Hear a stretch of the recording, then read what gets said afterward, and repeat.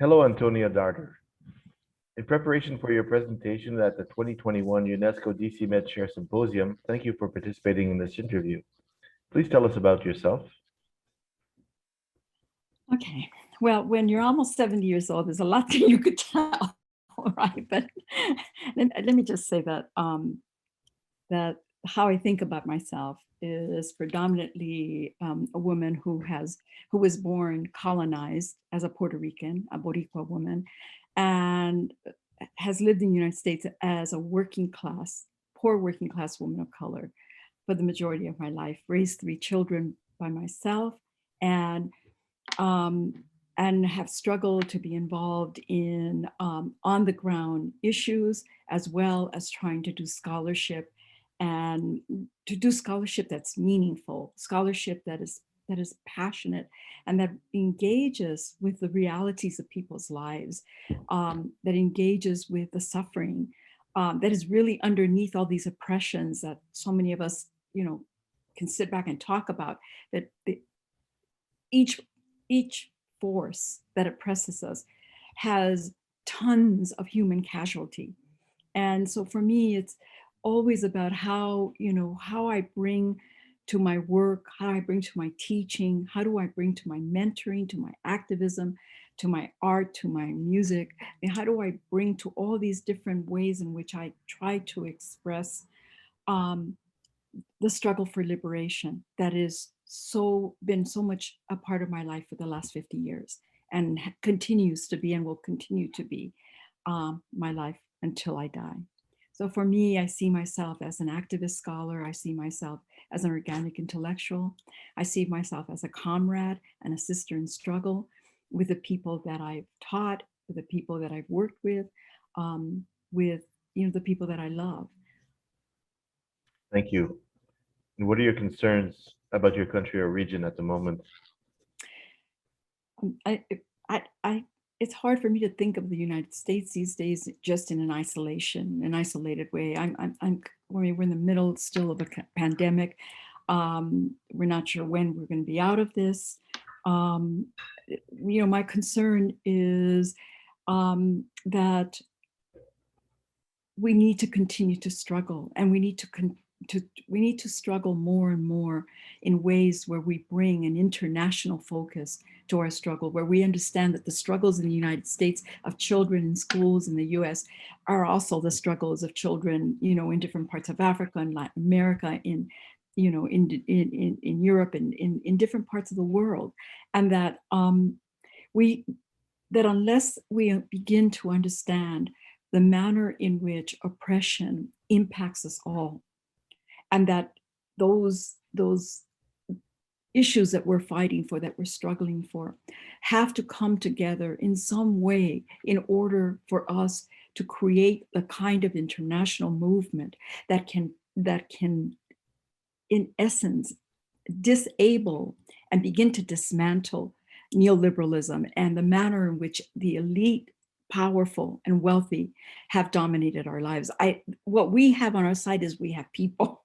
What we have on our side is the frustration and the anger of the oppression that we've had to deal with, and in so many ways, it really is about us finding an international understanding together, a way of working together and honoring our differences and working across those differences, so that we can truly come to live this notion that, as long as anyone is oppressed, we're all oppressed. And that kind of solidarity, that sense of political understanding, collective understanding of ourselves, for me, is what I'm most concerned about these days. How do we make that happen? How do we talk to each other? How do we work together? And how do we do this in consistent and ongoing ways, so that we understand that the struggle for liberation is not a struggle that has an end. It is an ongoing struggle, that there will always be issues that we must be willing, as culturally democratic citizens, to sit and engage engage and take on in very serious and coherent ways.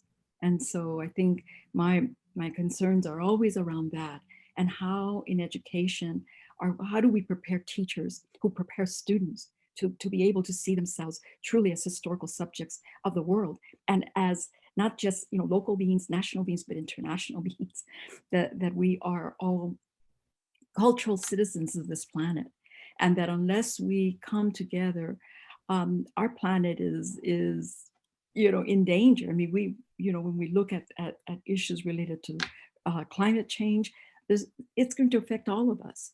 And I think that the more we understand a sense of brotherhood, sisterhood, the sense of humankind as working together across our differences, respecting those differences, engaging the ways that those differences are sometimes, defiled or defied by some, is part of the way that we do that.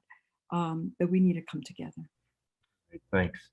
And what are your current sources of inspiration? My sources of inspiration. I have 5 granddaughters, and my granddaughters are an incredible source of inspiration, because they show me how, when we as adults love and tend to our children, how our politics is not just something that we speak, but it's a politics that we live, and it goes on in our families, and it goes on.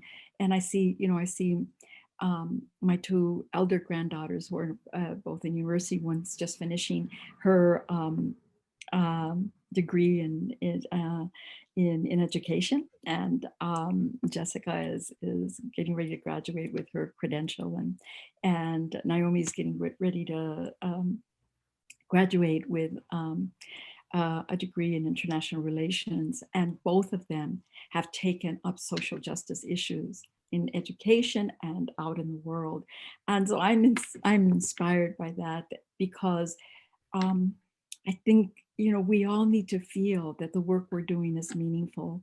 And when we see it that close up in our own children and our own grandchildren, it reminds us why we do this work, because we are part of a long, long legacy of struggle, and a long legacy of humanity. And what we're, for me, to know that so many others are working and struggling. So when I see the Black Lives Matter folks, when I see, Rebellion, Extinction Rebellion, and other groups, when I see folks, in Spain standing up to the government, or right now the farmers in India, just an inspiration. I know we're not alone.